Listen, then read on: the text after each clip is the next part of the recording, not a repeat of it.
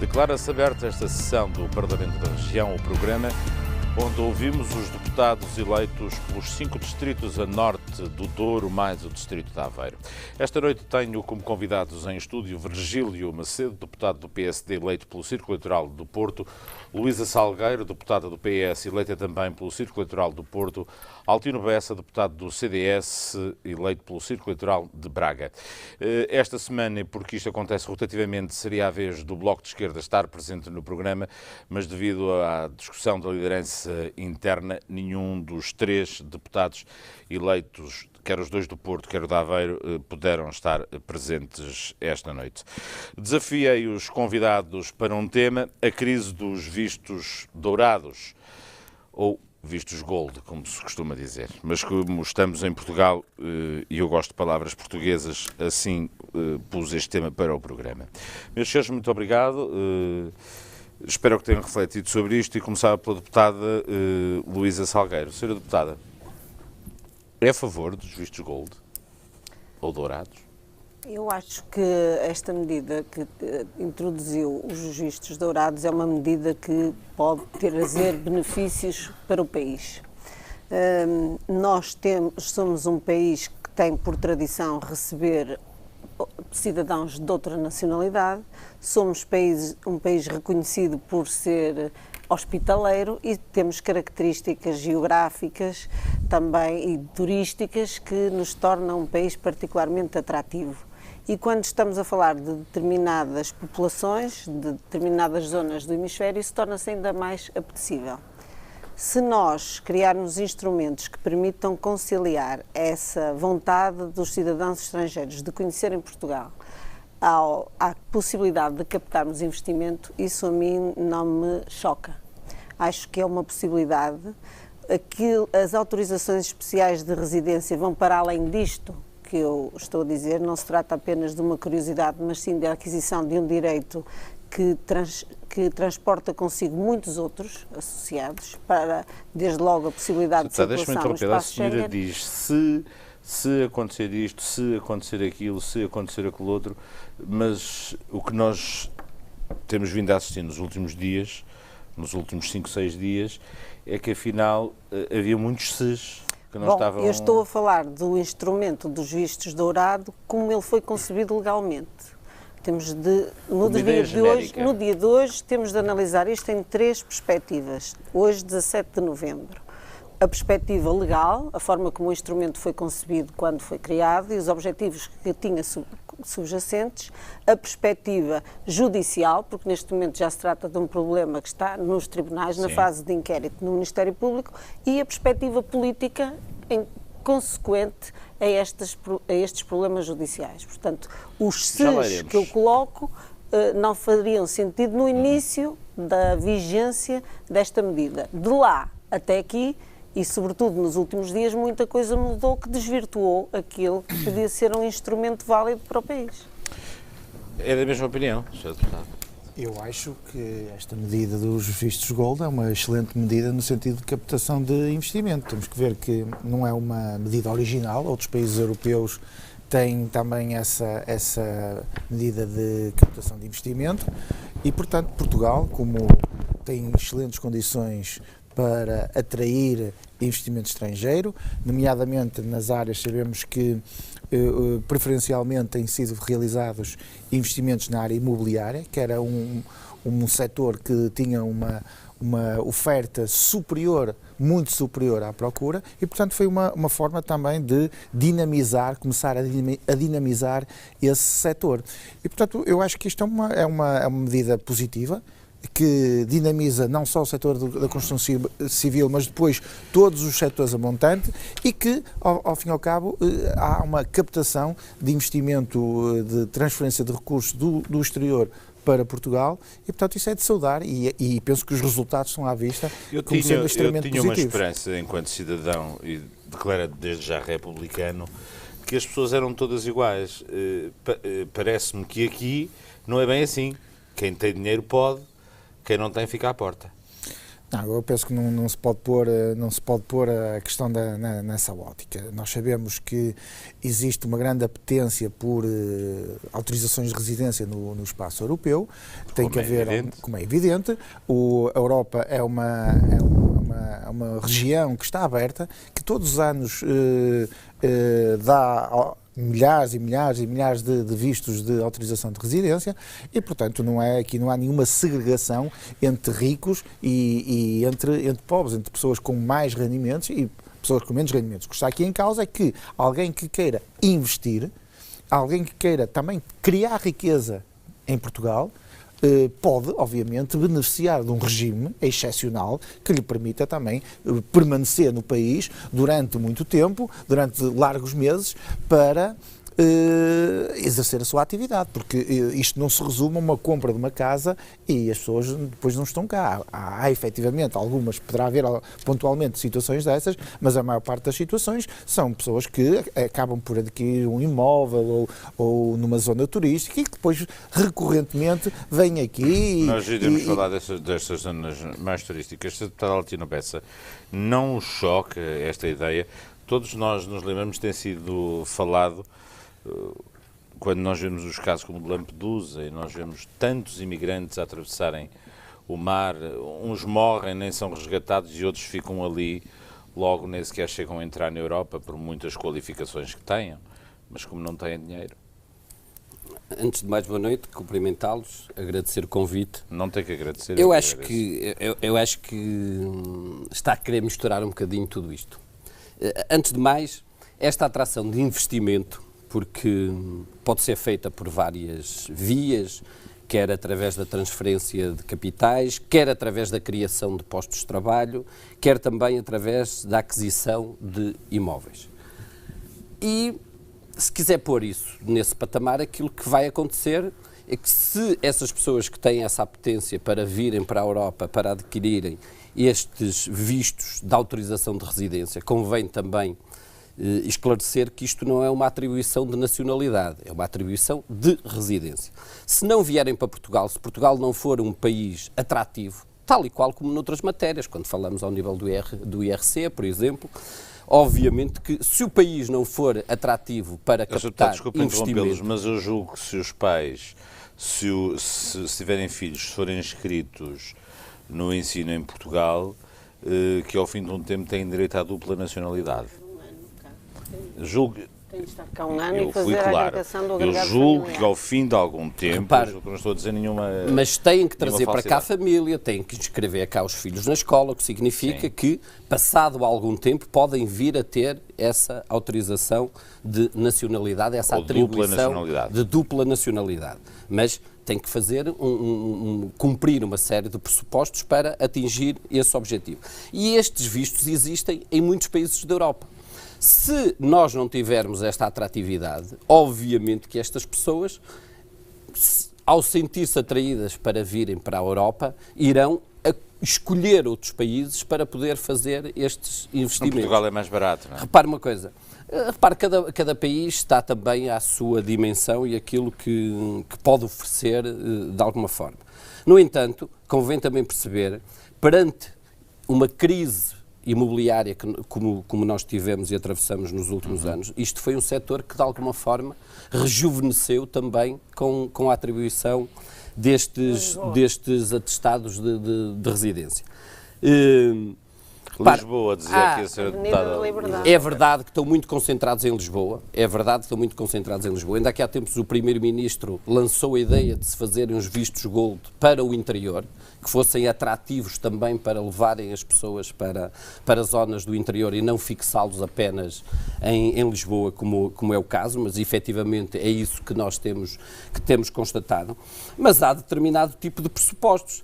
É preciso ter um registro criminal limpo, é preciso não estar interdito de entrada em território nacional, não estar referenciado no sistema de informação Schengen, não estar referenciado no sistema integrado de informação de serviços de estrangeiros e fronteiras para efeitos de admissão, ter um passaporte válido, ter a certificação contributiva regularizada, ou seja, existem uma série de mecanismos para que as pessoas possam adquirir esta autorização de residência.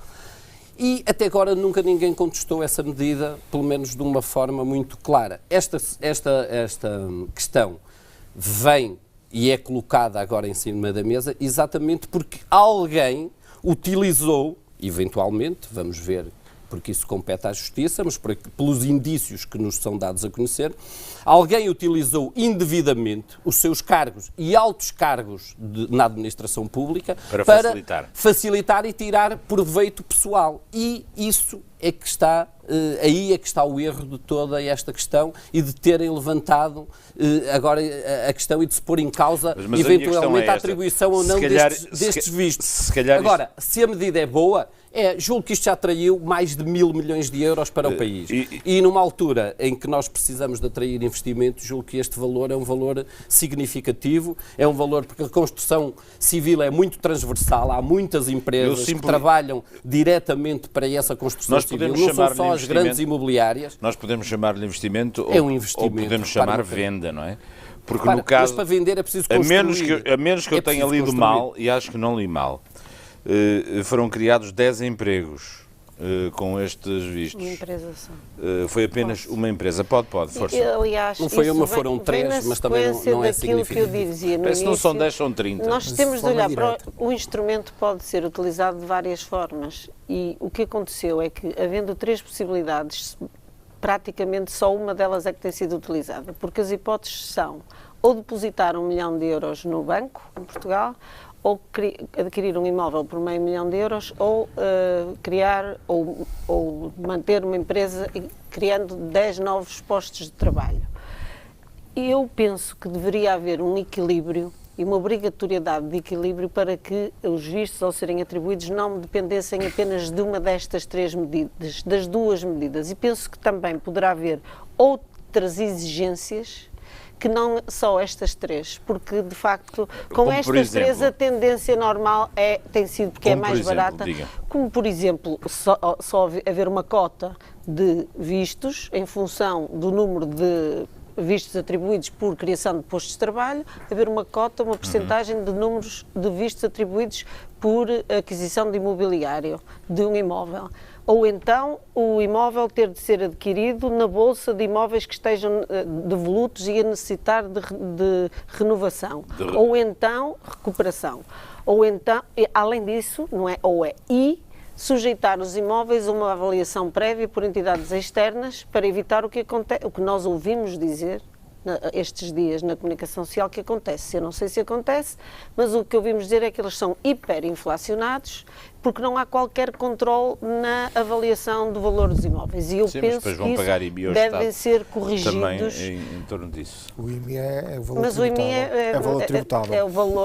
Isso é diferente do valor da transação, não é? Portanto, penso que, como disse no início, uma coisa é a intenção e as potencialidades que o instrumento tem, outra coisa é a realidade, aquilo que se tem verificado. Na verdade, há uma concentração muito grande e depois acontece também que tem despertado um interesse especial nos cidadãos de uma nacionalidade, que são os chineses. Sobretudo, o primeiro foi um indiano, mas de facto os chineses têm recorrido muito a esse expediente e neste momento eu penso que a Avenida da Liberdade que é o grande foco da atração do investimento dos chineses, é um espaço de excelência no país, mas muito tomada pelo investimento por via dos Golden Visa. Portanto, eu estou mesmo interessado em perceber o vosso ponto de vista. Portanto, e nós vendemos a EDP aos chineses, vendemos o país todo e agora já não temos e vendemos passaportes, no fundo. Não, isto tem tudo a ver com competitividade do país. E, portanto... Deixa-me lançar-lhe mais um elemento de reflexão, Sr. Deputado. O facto de haver noutros países não quer dizer que seja uma boa medida. Não Também há pena de morte nos Estados Unidos. Mas não quer dizer que seja uma democracia, não é? Isso não quer dizer que seja uma boa medida, mas esta é uma boa medida. Portanto, é um não argumento, se ele conhece. Está noutros países... Não é um argumento, mas o que eu estou a dizer é que, como medida de captação de investimento, é uma boa medida. E nesse sentido, tal e qual como outras, como ter um código IRS amigo das famílias, ou um código IRC amigo das empresas, também é um fator competitivo. Sim. Relativamente a outros países. E nós, Portugal, não podemos ficar agarrados a alguns preconceitos Porque depois na prática vemos que alguns países que muitas vezes são os principais moralistas relativamente à necessidade de haver uma competitividade e uma correção fiscal entre os diversos países, são aqueles que depois alteram as regras. O senhor não acha, deixa colocar esta questão, que nós, em nome do dinheiro, ou seja, nós como queremos o dinheiro não queremos saber qual é a origem dele? Não. Isto não é verdade, ou seja, já foi aqui dito que se avalia o perfil e a idoneidade da pessoa que pretende fazer investimento, se for alguém que tem algum tipo de problema em termos criminal... Como você sabe, hoje não se fala em Portugal da violação dos direitos humanos na China. Isso desapareceu, desde que os chineses começaram a... Não, repare, isso, uma coisa não tem nada a ver com outra. Eu acho que estamos a misturar as coisas. Não estamos a falar da mesma coisa, estamos a falar da origem do dinheiro. A origem do dinheiro pressupõe-se que é uma origem fiscal. Que haja documentos, ou seja, é uma transferência. A gente não sabe se estes documentos são verdadeiros, sabemos com que país estamos a negociar. Como é que os estrangeiros sabem que os documentos que são emitidos em Portugal são verdadeiros? Porque é a mesma coisa. É uma democracia. Não podemos pensar livres, onde há direito de manifestação, liberdade de expressão. Não podemos porque pensar, há uma diferença. Não podemos ter esse preconceito relativamente. Isto não é um preconceito. É preconceito relativamente a alguns países. E nós não podemos dizer lá porque ou que as transferências são da China ou porque as transferências são da Angola que o dinheiro obrigatoriamente tem que ser de origem duvidosa. Há pessoas sérias em todo o mundo. Há pessoas sérias em Portugal, há pessoas sérias na China, há pessoas sérias em Angola, há pessoas sérias na Inglaterra, assim como há pessoas menos sérias em Inglaterra, e na Alemanha, em Portugal e nesses países todos. Portanto, mas há ditaduras que não é o caso de Portugal. A gente consegue distinguir. Há todo um conjunto de procedimentos que visam evitar o branqueamento de capitais, não é? Através desse tipo de operações. Parte-se do princípio. E isso é verdade que existe aqui um controle relativamente às transferências de fundos, e nós sabemos que hoje em dia as transferências de dinheiro a nível internacional são todas devidamente checadas pelos reguladores, no sentido de evitar a existência de branqueamento de capitais. Portanto, hoje não é fácil a essas grandes redes internacionais conseguirem andar a movimentar dinheiro entre os países sem ser detectada a respectiva origem do dinheiro. Ó, Sr. Deputado, eu registro a sua confiança no sistema, não é? Não é o que nós vemos, não é o que nós vemos. Olha as offshores que acontecem por todo o mundo e os casos de corrupção que tem havido no mundo à escala planetária. Lembramos do Sr. Madoff. As offshores são numa primeira fase, são em sociedades sediadas em determinadas zonas que têm um regime fiscal extremamente favorável. Basicamente é isso. A base que está num offshore é estar sediada uma sede de uma empresa que tem depois paga um imposto muito inferior. Temos o caso do Luxemburgo agora, que o Luxemburgo é quase um offshore. Porquê que o Luxemburgo não pode ser considerado um offshore? Eu não sei, para mim é um offshore.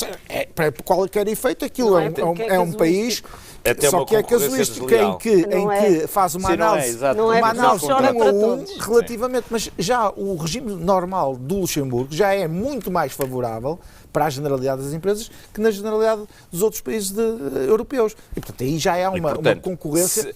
Mas o ser legal não quer dizer que seja eticamente seja bem, não é? Não, a ética é algo mais complexo. É mais complexo e mais até largo. mais simples, mas mais complexo. É mais complexo, obviamente. Do que o que as leis... Acha que é ético um país determinar umas condições fiscais muito mais vantajosas que o país ao lado?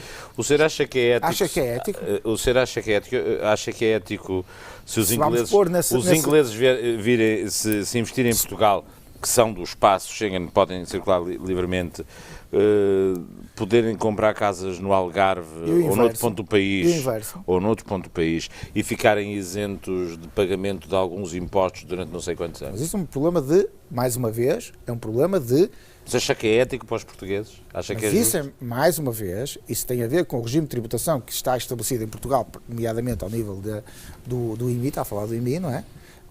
Estou a falar do IMI e do IRS. Que também... E do IRS, e mais uma vez estamos sempre a falar de competitividade fiscal internacional entre países. E quando estamos a falar entre competitividade internacional ao nível da fiscalidade entre países, temos que ver que, obviamente, que existe concorrência e que nós teremos que, obrigatoriamente, acompanhar essas benesses que muitas vezes se dá aos não residentes, no sentido de captar, mais uma vez, o seu investimento. É inevitável isso. Sob pena de ficarmos isolados. Portanto, quem está paga tudo, quem vem de fora... E o inverso. Se um português for lá para fora, também vai beneficiar não desses deve haver assim benefícios. tantos portugueses nessas condições, não é? Somos menos também. Além de sermos menos, também ganhamos bastante menos. Eventualmente teremos menos capacidade financeira para poder aceder a esses benefícios que são dados noutros países. Mas também será muito mais fácil, provavelmente, não é provavelmente, é de certeza, um inglês comprar uma casa no Porto, em Lisboa, em Braga, do que um português ir comprar uma casa em Londres ou porque é que as pessoas querem comprar uma casa? Tem que ter um objetivo, não é só comprar uma casa para comprar uma casa. Ou seja, para que é que o português quer comprar uma casa em Londres ou para que é que o estrangeiro quer ir comprar uma casa no Porto ou em Lisboa? Porque tem pode que ter gostar de viver numa grande cidade, como os ingleses vêm para Portugal porque gostam de apanhar sol. Exato, e jogar golfe. E eu posso gostar de chuva. Exatamente, Pronto, e quem ir para o país de chuva E se tiver capacidade financeira para fazer, pode fazer. Também terá atratividade fiscal. Portanto, talvez seja melhor a gente conseguir a nacionalidade inglesa e depois vir para cá comprar uma casa cá, porque vamos ter esse benefício.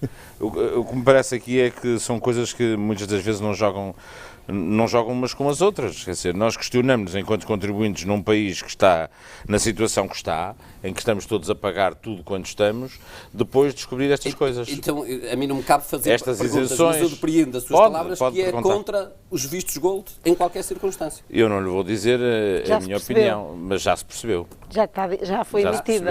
É contra a atração de investimento estrangeiro em qualquer o que eu estou a perguntar é se isto é investimento. Investimento é sem dúvida. Investimento sem dúvida alguma. Sem dúvida nenhuma. Isso depois também depende dos pontos de vista. Não vou agora aos senhores fazer-me perguntas a mim, que eu não sou deputado. Mas isso depende mas do é ponto opinador. De vista. Pois, mas há quem considere... há quem considere que fazer autoestradas é investimento, outros dizem que é um desperdício. Isto depois também do ponto de vista que se vê. A questão, depende do número de o que eu lhe autoestradas pergunto, que se construírem. o que eu pergunto ao Sr. Deputado Altino Bessa é que, por exemplo, sejam 10, sejam 20, sejam 30 empregos que tenham sido criados com estes vistos, se isto valeu a pena. O que é que isto trouxe ao país, além de vender casas que estavam para ser vendidas? Como há outras mais para vender. Há muitas mais. E o que é que trouxe de prejuízo ao país? O que é que o país perdeu em ter atraído 1.775 investidores?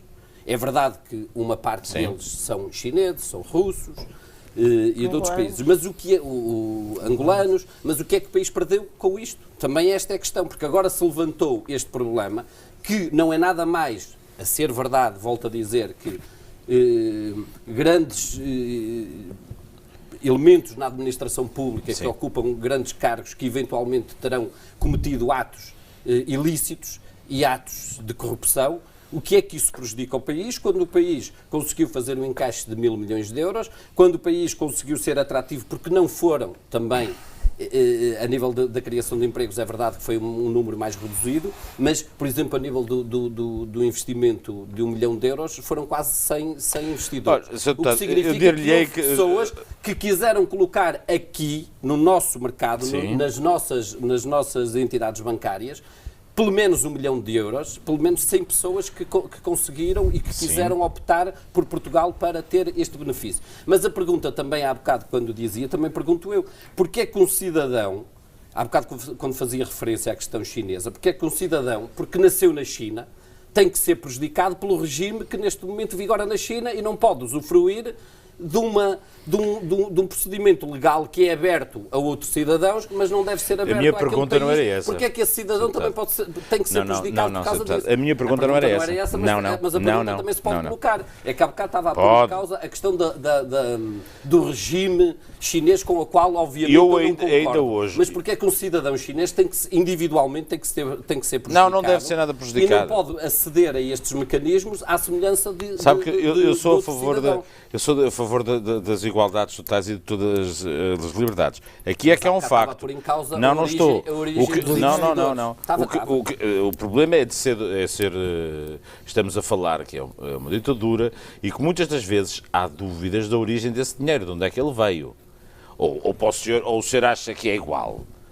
É igual que... Repara uma coisa, estamos a falar de... Que o grau de fiscalização que é igual, é a mesma coisa. 1000 e qualquer coisa de chineses. Porque é que numa população de 1.300 milhões de chineses, 1.300 milhões de chineses, não há 1000 e qualquer coisa de chineses, estamos a falar de 0,0001% de chineses que eventualmente tenham ganho licitamente um valor na ordem dos 500 mil euros para fazer um investimento num imóvel em Portugal, que lhe pode dar também acesso a outros mercados, que lhe pode dar uma abertura a mercados. Eu estava a tentar conduzir a discussão neste sentido. Como são o caso do mercado angolano, o caso do mercado moçambicano. Os seus para quem achava que isto não tinha nada para discutir, têm muito para dizer. Antes começamos a programa, o que eu estava a perguntar é se não seria muito mais lógico. Sabe, eu ainda hoje não consegui perceber porque é que Portugal não pode ter EDP e pode vender EDP a outro Estado. Eu ainda não percebi isso. Que privatização é essa? Eu ainda hoje não percebi, como muitos portugueses não percebemos. Vendeu a uma empresa. Vendeu uma empresa que é do Estado. Vendeu a uma empresa que foi aquela que... São palavras. Acho que os portugueses ainda não perceberam. Se nós colocamos no mercado à venda a EDP, automaticamente... Então nós vendemos, o que o senhor está a dizer, desde que apareça com o dinheirinho para pagar, está tudo bem. Não, desde que a melhor oferta seja de determinado país. Neste caso foram os chineses que... Já percebi, então é uma questão de oferta. É uma questão de dinheiro. É uma questão de dinheiro, mas repara uma coisa, mas vive numa sociedade, nós não vivemos numa redoma de vidro. É evidente que quando põe alguma coisa à venda, é evidente que aquilo tem um custo. É evidente que alguém tem que estar disponível para pagar esse custo. Numa democracia, numa economia global, é evidente que isto pode acontecer. Podem aparecer cidadãos ou empresas, até de países emergentes, que hoje têm graus de crescimento muito mais elevados do que os graus europeus e que conseguem, de alguma forma, potenciar esses investimentos e conseguir-los fazer na Europa, no caso concreto em Portugal. Se o senhor fosse Primeiro-Ministro... Nós também não vendemos uma empresa aos brasileiros, a PT. Nunca ouvi levantar problema por causa disso. Se o senhor fosse Primeiro-Ministro e não havia vistos dourados e lhe aparecesse um empresário que dissesse, olha, eu queria investir em Portugal 1 milhão de euros e criar 50 postos de trabalho, o senhor, como Primeiro-Ministro, não trataria de arranjar as condições para esse investimento ser possível? Acho que era preciso mas é mais transparente haver os procedimentos do que claro que tinha que ser legal. Desculpa, do que ser casuístico. Agora aparece e gosta, vai criar 50 postos de trabalho, mas depois aparece outro que só vai criar 30, mas um quer investir 1 milhão, outro quer investir... Não, desculpa, a mim parece as regras estão perfeitamente definidas. Se me diz que deve haver mais aperto, que eventualmente estamos a falar de uma lei que tem pouco mais de 2 anos, que eventualmente possa sofrer aperfeiçoamento. Não é sequer uma questão portuguesa. Todas as leis podem sofrer aperfeiçoamento. Claro. Agora, o que está aqui em causa relativamente a esta matéria é bom ou não para atrair investimento a criação dos vistos Gold? Eu acho que a maior parte dos portugueses... O que eu estava a dizer é que depende de onde vem o dinheiro. E não só. E qual é a origem dele? Mas a origem... Era isso que eu só estava a dizer. Respondendo diretamente as pessoas terem um passaporte, não estarem referenciadas no espaço Schengen, tem que ter uma série de requisitos para poder aceder a essas autorizações. Deputada Luísa Salgueiro, queria responder, queria dizer que... Queria comentar, dizer que para além disto... o modelo deve ser, como já disse, aperfeiçoado e alterado, no sentido de que os portugueses possam também beneficiar deste investimento. E quando pensamos nos portugueses, pensamos sobretudo nas franjas mais frágeis da sociedade. E, portanto, aquela medida da criação do emprego, na minha perspectiva, mas isto é uma opinião pessoal, pode ser complementada com algo como aquilo que, quando nós pensamos, e estamos aqui a centrar-nos, no meu ponto de vista, um pouco erradamente, apenas na China, os vistos dourados não são só para cidadãos chineses, mas a maioria são mas a maioria penso que são chineses. Mas nós, quando pensamos na China, pensamos em tecnologia... Podia ser o Mali, se fosse no Mali a gente falava de Mali, mas não é da China, o que é que a gente vai fazer? É o que é? Nós pensamos na China, pensamos em tecnologia, em avanço na industrialização, coisas que poderiam também ser vantajosas para a economia portuguesa. E, portanto, a atribuição de um visto pode não depender, como depende neste momento quase só da entrada de capital em Portugal, mas, por exemplo, da possibilidade de algum empresário chinês com experiência no seu país, sigo chinês, angolano, indiano, recuperar uma empresa portuguesa que seja considerável viável, mas que precise de um investimento de um determinado valor. E, nesse caso, é reconhecida a possibilidade desse investidor vir verdadeiramente entrar no tecido produtivo nacional e não só depositar uma determinada quantia ou comprar um apartamento em Lisboa. Há várias formas de potenciar este instrumento e, decorrido um ano e pouco da entrada em vigor da lei, o que nós podemos concluir neste momento é que ele, como está, não está a funcionar bem. E, de facto, até porque um depósito de €1 milhão não é investimento nenhum. Por um lado, depositar. É só atrair dinheiro. É depositar. Pois é, está a ver. E o que eu penso é que nós poderíamos trazer para o país e para os portugueses mais benefícios deste instrumento.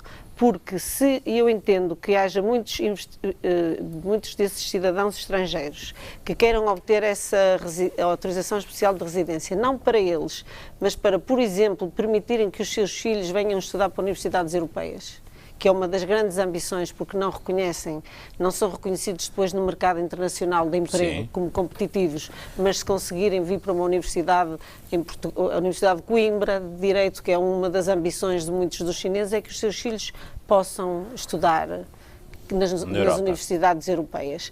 Nós podemos ter outras contrapartidas, muito bem, nós oferecemos isso que é a vossa grande ambição, mas a nossa necessidade neste momento é ajudar o tecido produtivo que está em crise. Não faltam Acho que há muitas formas não faltam de fazer, chineses em Portugal e não foram proibidos de entrar, não, que abriram outra lojas, coisa que eu queria dizer que abriram lojas, aliás, há por todo lado, nós não é? não escolhemos os chineses. Gostais dos negócios da China? Porque a nossa primeira invasão de chineses não foram dos investidores ou dos ricos requerentes dos vistos dourados. A nossa primeira invasão de chineses foi das lojas.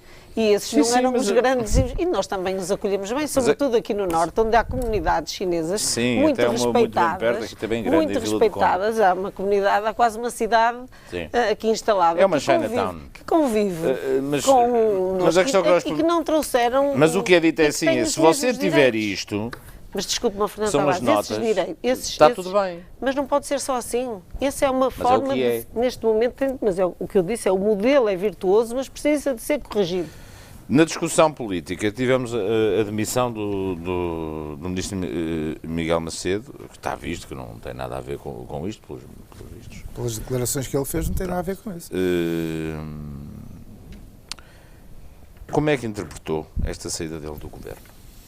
Olha, interpretei como muito a imagem que o ex-ministro Miguel Macedo tem, uma pessoa séria, uma pessoa responsável, uma pessoa com uma enorme experiência política, que afirmou que reconhecia que, embora não tivesse pessoalmente qualquer intervenção na atribuição dos vistos, que não tinha qualquer responsabilidade responsabilidade pessoal relativamente à investigação que estava em curso, achava que, como tutelava uma área particularmente sensível como era a segurança, deixava de poder ter uma total autoridade como tinha no passado. E, nesse sentido, fez uma avaliação de que era fundamental ter essa autoridade moral, sem qualquer constrangimento, e como fez a avaliação pessoal, que embora julgasse, e pelas afirmações que tem, eu acredito, sinceramente, que... E o senhor acha que ele fez bem ou mal? Eu acho que fez de acordo com a consciência dele. E se fez de acordo com a consciência dele, ele fez bem. Mas, da sua opinião... Não, eu estou a dizer que se eu acho que ele fez de acordo com a consciência dele. E como fez de acordo com a consciência dele, fez bem. E, portanto, se ele isto faz-me lembrar, análise... Isto faz-me lembrar a história da culpa não morre solteira. Deixa-me dizer... A culpa política, claro. Estamos a falar de política, ou seja, estamos a falar de política. Se ele fez uma análise pessoal de que deixava de ter as condições políticas para exercer o cargo de ministro... Estava fragilizado politicamente. Estava fragilizado, então fez bem em pôr o lugar à disposição. Não acha que ele deixou também aqui alguns ministros neste governo, como seja da Justiça, da Educação, numa posição frágil, depois de tudo o que aconteceu? Não, cada caso é um caso, não estamos a falar de casos de... Estamos a falar de leitura política. Estamos a falar, se quisermos falar do Ministro da Ministra da Justiça, se estivermos a falar do Ministro da Educação, estamos a falar de coisas diferentes. Aqui estamos a falar de um caso de polícia, uma investigação que foi feita e estamos a falar de um Ministério que tutela forças de segurança, em que existe uma sensibilidade particular, em que a pessoa que tem que estar à frente deste Ministério tem que ter uma... E da Justiça também, obviamente, mas a Justiça não teve nada a ver com questões de caráter judicial, ou seja, tem que se ter uma particular atenção a essa autoridade moral política, essa liberdade política para exercer as suas funções. Tenho essa sua frase, a autoridade moral e política, que o senhor acha que no caso da Ministra da Justiça e da Educação continuam a tê-la? Eu acho que sim. Eu não. Luís Salgueiro?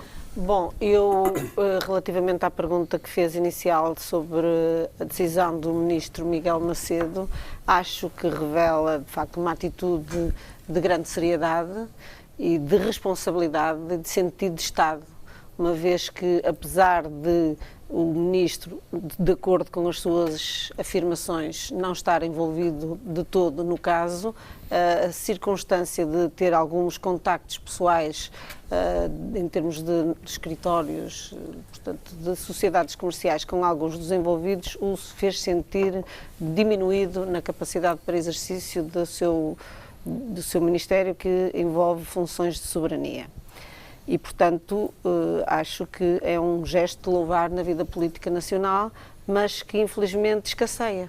Além de ser o responsável máximo do CEF. Do serviço, que tem um dos principais, o titular máximo em termos de função pública, depende do Ministro da Administração Interna.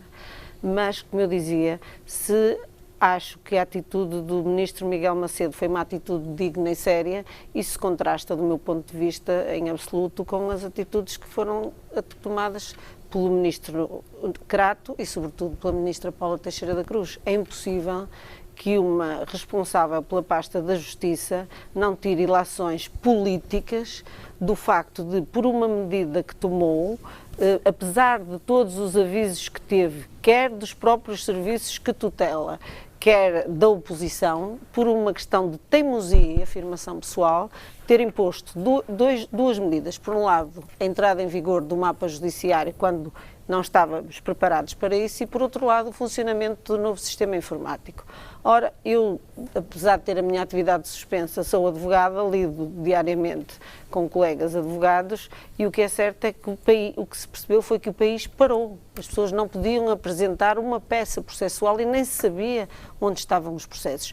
Isto não foi um dia nem dois, isto esteve assim, dependendo das comarcas, um longo período de tempo, e do meu ponto de vista, a ilação que a Ministra da Justiça deveria ter tomado mais rapidamente ainda do que o Ministro Miguel Macedo era ter concluído que não tinha condições para continuar a tutelar políticas, para continuar a tutelar uma pasta como a tutela que é da Justiça. Não foi inocentemente que eu pus como tema a crise dos vistos dourados. A crise suscita uma série de e aqui também não fica isento, não fica isento, apesar das características da área tutelada serem distintas, o Ministro da Educação. Não há memória em Portugal de um ano letivo ter começado e no mês de outubro haver crianças que ainda não têm professores e haver professores que não sabem em que escolas foram colocados ou que no espaço do mesmo mês, num único mês, são colocados em várias escolas diferentes. E o Sr. Ministro acha que isto é normal. O que acontece? Foi ao Parlamento e pediu desculpa. Ele não acha que é normal. Pediu desculpa aos professores. Foi enganado. Foi enganado. Então não acha que é normal. Pediu desculpa aos senhores deputados e pediu desculpa aos senhores professores. Mas não basta pedir desculpa, até porque depois desse pedido de desculpa, os factos que justificaram esse pedido continuaram a acontecer. E, portanto, há aqui uma responsabilidade máxima, que neste caso não teve de ser exercida, que é do Sr. Primeiro-Ministro, porque o Sr. Primeiro-Ministro é o responsável por todas as áreas tuteladas, portanto, tem sempre o poder de, junto do membro da sua equipa, fazê-lo perceber que não tem condições. Neste caso foi ao contrário. No caso presente foi o ministro Miguel Macedo, ao que dizem que se quis demitir. o ministro da Educação esse problema que existiu até... na educação serviu por uma coisa. Mas eu só queria terminar, Virgílio, para dizer que, no meu ponto de vista, ao contrário, o ministro Miguel Macedo, reconheço a seriedade ao longo do exercício das suas funções e agora, no final, o que só lhe traz maior consideração por parte da população portuguesa, penso eu, que reconhece o gesto que ele tomou, num contraste absoluto com a irresponsabilidade que tem. Mas olha, que parece, pelo menos não foi desmentido.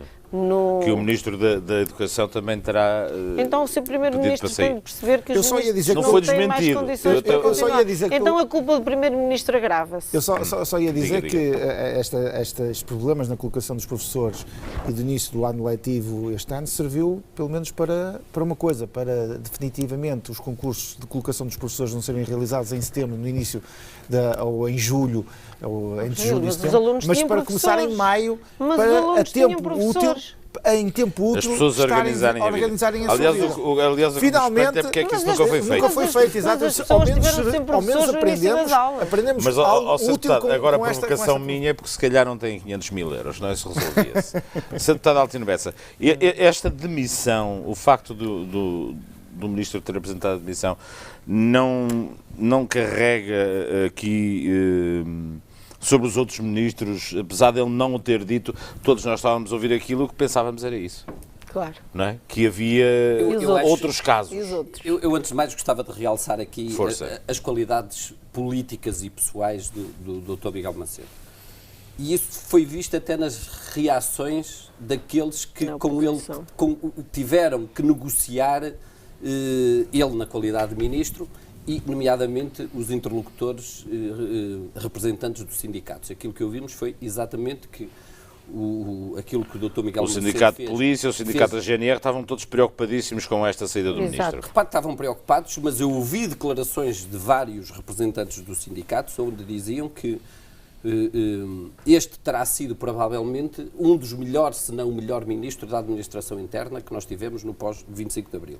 E os mesmos sindicatos diziam que Miguel Macedo fez sempre aquilo que lhe era possível fazer, mas com uma frontalidade enorme, com um debate político, e quando dizia que não era possível fazer, não fazia, mas quando assumia, quando dava a palavra daquilo que ia fazer, cumpria exatamente os acordos que estabelecia com os sindicatos. Repare, mas em comparação eventualmente com vários ministros da administração interna ao longo destes 40 anos, provavelmente a posição dos sindicatos não seria igual à posição que nós ouvimos nas declarações públicas que foram tomadas. E por isso acho que é relevante aqueles que muitas vezes são os que têm um clima de maior tensão, que são os próprios sindicatos, terem tomado essa posição e terem afirmado isso publicamente. O que o ministro Miguel Macedo diz é que se sentiu diminuído na sua autoridade política. Repare, nós estamos aqui a falar, eu acho que agora é fácil também nós queremos misturar isto tudo, independentemente das responsabilidades políticas que a Ministra da Justiça ou o Ministro da Educação possa ter. Mas, efetivamente, isto é um processo até do ponto de vista pessoal e para alguém que tutela uma pasta como é a administração interna, com esta sensibilidade, para alguém que é responsável, nomeadamente pelo Serviço de Estrangeiros e Fronteiras, ver o seu responsável máximo envolvido num processo destes, para além disso ver pessoas que estiveram ligadas em sociedades e que isso, de alguma forma, a comunicação social, desse ponto de vista, como nós sabemos, gosta de esmiuçar muito bem, gosta de esmiuçar muito bem essas questões. Não sei se fez bem ou se fez mal, porque repara uma coisa, porque aquilo que quiseram fazer passar, de alguma forma, foi que havia, de alguma forma, aqui um envolvimento de uma pessoa que estava ligada a pessoas que cometeram irregularidades. Não, o que foi passado é que ele fez parte de sociedades com estas pessoas. Tinha ligações, não mais nada. E o Marcos Mendes também. Nós não podemos... Foram passadas que havia essas ligações e que, eventualmente... o ministro Miguel Macedo andou mal acompanhado porque estava com pessoas que eventualmente cometeram ilegalidades e por isso, de alguma forma, quiseram também que ele se sentisse diminuído. Porque houve essa tentativa logo nos primeiros dias relativamente à posição... Eu sei se calhar eu não vou poder ir à China, que era um país que gostava de ir. Mas na China, Tiananmen nunca existe. procura-se no Google e o que aparece é a Praça Bonita. Não houve acontecimentos. Em Portugal, a informação circula livremente e não foi dito que o ministro cometeu nenhum ilícito. Foi dito que ele tinha sociedades com estas pessoas. E ele entendeu que, olhando a que eram... Para uma coisa, e não entendeu que tinham atividade estavam inativas. Algumas sociedades que apareciam no início das notícias, que ele que mantinha essas sociedades, pelos vistos já nem sequer pertencia às mesmas sociedades. E as primeiras notícias, como se lembra, colavam diretamente o ministro a pessoas que estavam envolvidas neste processo, sendo sócias. Mas toda a gente sabe que ele em 2011 saiu, toda a gente sabe. Não, mas não foi essa não foi essa a primeira mensagem que foi passada. Eu vi na televisão empresa X com ligações onde estava agora não me recordo os nomes, fulano, mas isso já foi esclarecido. Já foi esclarecido posteriormente, mas o mal está feito, o dano está feito. Sim. Aquilo que quiseram fazer, numa primeira fase, foi uma espécie de um linchamento público associando o próprio ministro. Isto tem tudo um objetivo. A começar pela Ministra da Justiça, que quando disse que a impunidade tinha terminado. Terminou a impunidade. Para os poderosos tinha terminado. Como se a senhora Ministra da Justiça tivesse autoridade judiciária. O que é evidente já não é a primeira vez que ela diz aquilo que os cidadãos, neste momento, a percepção que têm, e se nós andarmos na rua, a percepção que têm, é que hoje aqueles que supostamente são intocáveis, aqueles que ocupam grandes cargos na administração pública, efetivamente, hoje estão mais expostos e, de alguma forma, estão a ser mais perseguidos pela justiça do que aquilo que aconteceu no passado. Isto é uma evidência. E não lhe vou relatar uma série de casos que aconteceram nos últimos tempos, porque eles são evidentes. A senhora Ministra, aquilo que diz, e desse ponto de vista eu concordo com ela, que deve haver um sentido de... Portanto, você não vê... O sentimento de impunidade. Mas a Ministra não pode ser responsável por isso. O sentimento de impunidade que algumas pessoas têm, e nomeadamente pessoas que exercem cargos públicos, que exercem cargos de administração pública, que exercem cargos que políticos, isso é verdade. Que exercem cargos políticos. Eu acho que você tem razão. Há uns anos, sabe porquê? Diga. Porque nós estamos a falar de uma lei que foi feita em 2012. E no espaço de 2012, pessoas... Altos quadros da administração pública tinham esse sentimento de impunidade. Se não o tivessem, não tinham feito supostamente as ilegalidades que quando está a falar dos poderosos, há uns anos para cá que muitos vão presos. E bem, que não iam até aqui. Até isto, há 10 anos para cá, houve de facto uma mudança. Ainda continuam a ter o sentimento de impunidade, que continuam a cometer estas ilegalidades. Estamos a falar numa lei recente. Vou-lhe permitir. Estamos a falar numa lei recente e essas pessoas continuam a ter esse sentimento de impunidade. E é bom, é triste, do ponto de vista daquilo que é uma administração pública que deve ser, ainda por cima, estamos a falar de chefias de topo, que deve ter... Que abalam o Estado, que abalam o Estado e que devem ser exemplares, na sua conduta, é triste. Por outro lado, já que estas situações ocorreram, ainda bem que elas que foram detectadas, foram investigadas e que sejam levadas você não acha lícito... consequências. Eu já sei qual é a sua resposta, mas eu vou-lhe colocar a pergunta. O senhor não acha que é lícito, depois do que aconteceu, que as pessoas perguntem, mas se este ministro se demitiu e parece que é aplaudido por toda a gente, e bem, perante o que aconteceu, assumindo uma responsabilidade política, há quem diga que ele também ganhou uma grande legitimidade política. Eu percebo, ao dizer isto. Eu percebo isso do ponto de vista da dialética política, da retórica política, que façam essa comparação. Mais retórica. O que eu acho é que são situações que não são comparáveis. E o que estava em causa não era comparável. E aquilo que foi feito numa primeira fase foi uma espécie de linchamento público, que depois veio a ser corrigido. Deputado, eu vi Ministra da Justiça na televisão onde aparecia o nome da empresa e onde apareciam os 4 sócios da empresa, onde estava lá o Dr. Miguel Macedo, quando ele não tinha nada já a ver com aquela sociedade. E aquilo que quiseram fazer numa primeira fase foi isso. E é completamente diferente de uma medida política que foi tomada, que é discutível, de procedimentos que foram tomados que eventualmente não correram bem, como foi o caso do sítio, como foi o caso da colocação dos professores. Mas é diferente. Eu não lhe estou a dizer que o ministro Pires de Lima, depois do que aconteceu no Parlamento, tem que assumir alguma consequência política. Mas porquê? Não estou a dizer isso. Nada. Nós já tivemos um ministro que fez assim e demitiu-se, porque entendeu que não tinha política. Não acho. O que eu estou a dizer é que eu não estou a falar do ministro Pires Lima. Estou-lhe a falar da ministra. Estou-lhe a falar, não estou. Não, Sr. Deputado, não estou. Eu estou-lhe a dizer que o deputado, eu estou-lhe a perguntar ao Sr. Deputado se não acha que a ministra, ou se acha que a Ministra da Justiça e o Ministro da Educação se assumiram as consequências políticas. Repara uma coisa, o que nós não podemos fazer é comparar um caso com o outro, políticas. Não são comparáveis. Consequências políticas. O que nós queremos comparar é com uma consequência política que o Dr. Miguel Macedo fez, e a meu entender, até bem para a sua própria salvaguarda enquanto pessoa que tem a certeza que é acima de tudo, inquestionável do ponto de vista da sua vulnerabilidade, e por isso fê-lo para se sentir bem com a sua consciência, porque havia um processo que estava a decorrer, porque havia arguídos que estavam a ser ouvidos, porque havia permanentemente arguídos notícias. Não há arguídos. Não há arguídos. Havia suspeitos. Suspeitos, detidos que estavam a ser ouvidos no tribunal, eram 11 detidos, e pessoas continuam. que tiveram ligações, continuam a ser detidos. Repara, é um processo completamente diferente do processo dos sítios e do processo da colocação dos professores. Estamos a falar só de responsabilidade política. Queria acrescentar... Eu queria dizer duas coisas. Isto é injusto. A senhora Ministra Isto é injusto, mas tem que ser 30 a senhora segundos. Ministra da Justiça teve duplamente mal, porque não assumiu as responsabilidades no que diz respeito à área que tutela, a todas as falhas na Justiça, e agora vem tentar chamar a si o mérito desta investigação, dizer acabou sem impunidade. Mas é um governo que tutela os tribunais. É um governo que controla a atividade do Ministério Público. Foi por causa do governo que foram detectados estes possíveis crimes.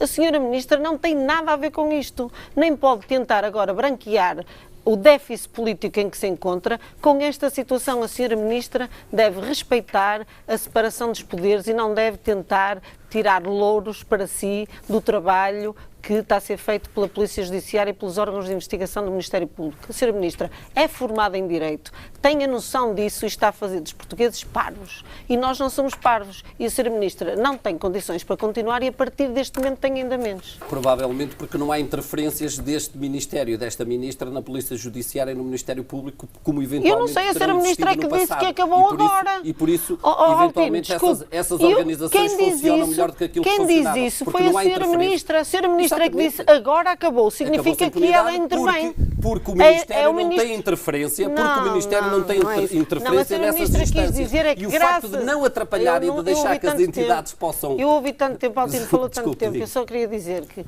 o que a Ministra tenta dizer é que é graças à intervenção deste Governo que agora os poderosos também passaram a ser punidos. É essa a ideia que passa. Acabou sem impunidade.